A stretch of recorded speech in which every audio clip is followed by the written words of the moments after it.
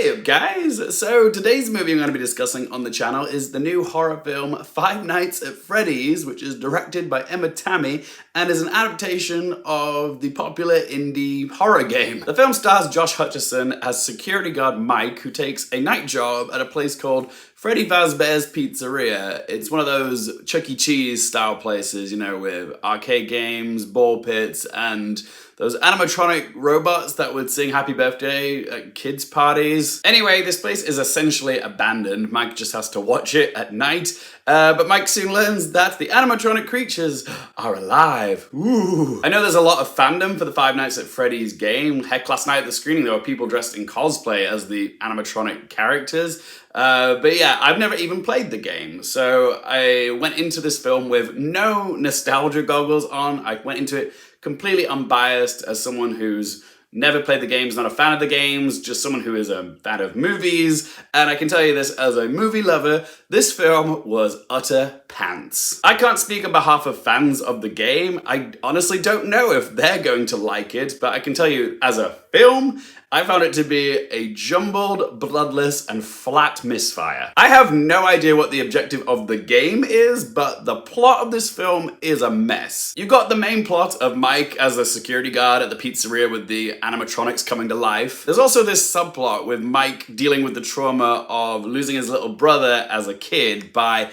get this, sleeping a lot in hopes of finding clues to his brother's whereabouts embedded in his dreams.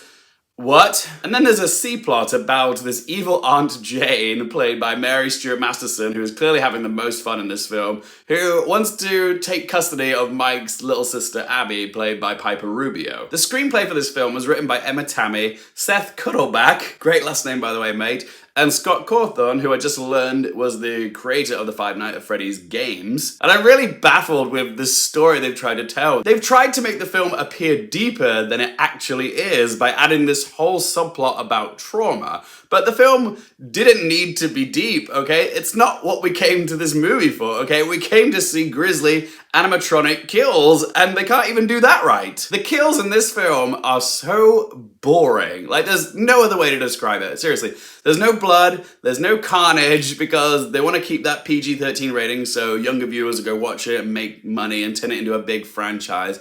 But my God, it was so lackluster. Like, there's one character who you're kind of waiting to see a grisly, gruesome death because they kind of have it coming, but their death doesn't even happen on screen. All you see is like a pair of legs behind a coffee table. I'm just like, come on! I just want to see like an animatronic bear rip someone's head off or something. This was so boring. What a bloody waste, minus the blood, obviously. And the way that the writers try to tie all the plot strands together, it's so flim-flam. Like, I didn't understand why Abby had a connection to the animatronic creatures. And yeah, how they try and tie in Mike's childhood trauma in with the pizzeria is just laughably lame. Also, the dialogue in places was laughable, and not in a good way, okay? This was like unintentionally funny. There's this one scene where this cop, Vanessa, is threatening to shoot Mike, and it's just so dumb, like her reasoning, but she's delivering it with absolute sincerity. If I were to mention some positives of this film, I will say I love the practicality, like them actually using real animatronics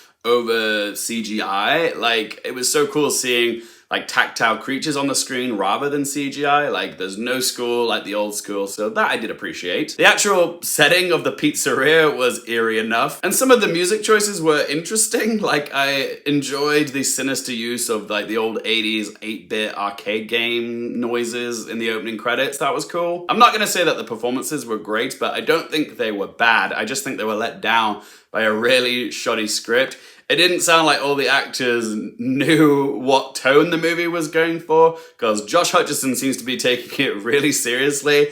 And then you've got like Matthew Lillard and Stuart Masterson, who are leaning into the absurdity of the film, and they made it a little bit more enjoyable. All right, let's ask the 3 questions. Firstly, would I watch it again?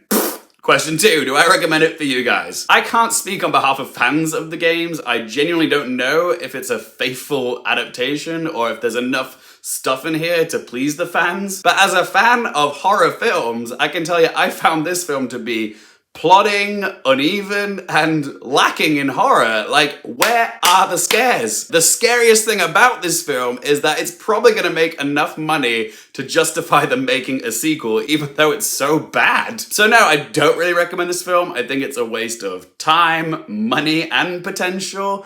But what does it matter what I say? This movie is gonna make money. You know if you're gonna go watch this movie, even if the reviews are bad. And third question, what score to give it out of 10? Five Nights at Freddy's might be the most unsure of itself film of 2023. I don't think this film knew what it wanted to be. I've got no idea if it succeeds in being a faithful game adaptation, but I can tell you, it fails as a horror movie, okay?